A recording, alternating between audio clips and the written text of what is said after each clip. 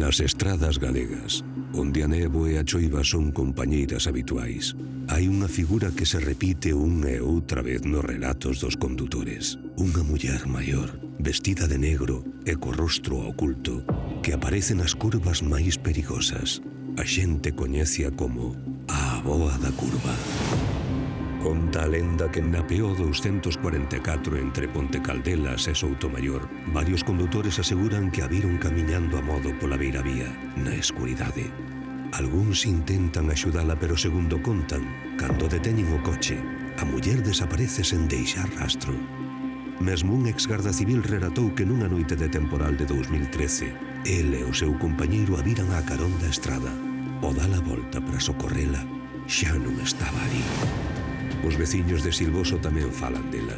Un mozo di que a viu sentada nun cruceiro ao solpor e que ao achegarse, a figura se esvaeceu sen explicación. Co paso dos anos as historias multiplicáronse e a Avoa da Curva pasou de ser un conto entre amigos a unha presenza que moitos aseguran que viron cos seus propios ollos. Son só lendas urbanas alimentadas polo medo e pola imaginación nocturna ou hai algo máis detrás destas aparicións? Nas curvas máis perigosas da PO 244, hai quen segue afirmando que xusto antes do xiro, unha anciá vestida de negro aparece á beira da estrada. E na nosa mesa de misterio de hoxe, unha lenda extendida por medio mundo que en Galicia ten unhas particularidades moi especiais. Sábeno ben, Pablo Sangiao, boas noites. Carlos Tresandí, moi boas noites. Que me podedes dicir desta lenda que en Galicia está, vou apuntar ben na PO 244 para que o Google Maps non me leve por aí? Bueno, pode levarte, xa falaremos disto despois, pero bueno, creo que unha destas lendas máis internacionais. É certo que varía, dependendo do lugar, ti dicías moi ben que en Galicia ten unhas características... É certo que Silvoso ten características que tamén está, unha característica que tamén está extendida, que a Avoa da Curva non se lle ven os pés nin o rostro, non? E vai de negro, cousa que contrasta con outras, semellantes que van de blanco, verdade? Van de branco, son máis novas. De feito, hai que dicir que a Avoa da Curva, no noso caso, foi máis a Avoa da Recta, pero isto verémoslo dentro dun anaco.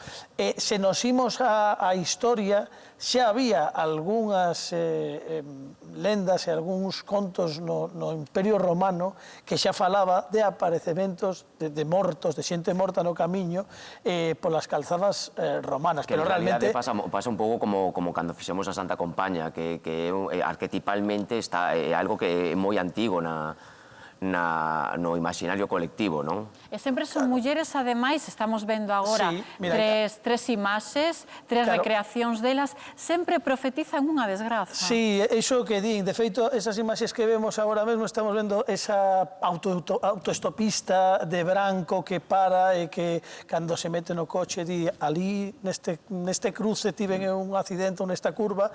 Logo está tamén esa versión máis galega, que é a señora de negro, que ás veces, cando paran, desaparece directamente, cando van a auxiliala non aparece. Hai outra distinta, que é unha muller que deixa como unha prenda no teu coche, que despois aparece nunha lápida do cemiterio, por exemplo, ou nun lugar. Son variantes dunha historia que, como dicíamos, é moi internacional e que en Silvoso pois ten... Hai varias testemunhas. Unhas testemunhas importantes, porque, de feito, dende hai 20, 30 anos, hai varias persoas que din tela atopado, mesmo un garda civil...